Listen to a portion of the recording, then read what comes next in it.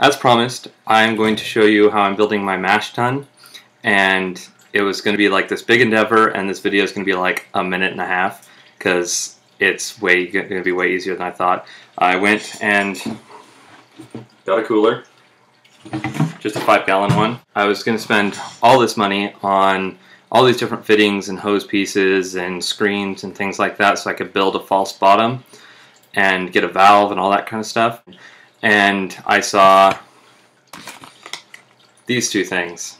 So, little screen, valve, and they fit together. So all you have to do is, if you see down here, which you can't get it with your hands, at least not at this angle, but just take off that nut. Okay, you're gonna need a wrench.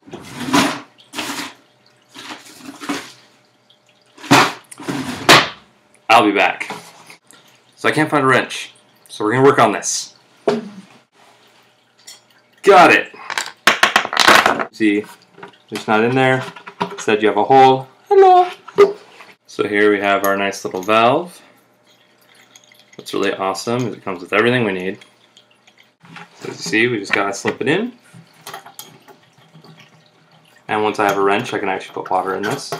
But I probably shouldn't have to get it more than just a little over hand tight.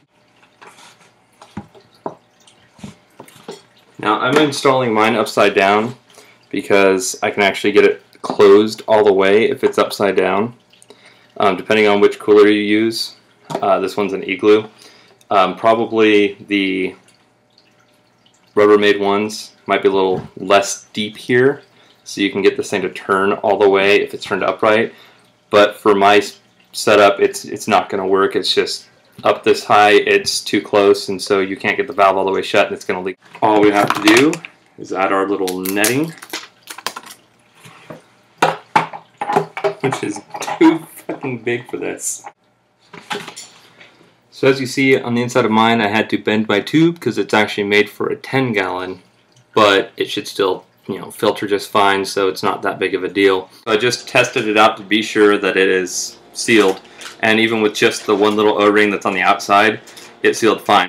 I want it to be sure it doesn't leak, and I have the rings that came with the original plug on it, so I'm going to add those now, and tomorrow I'll brew.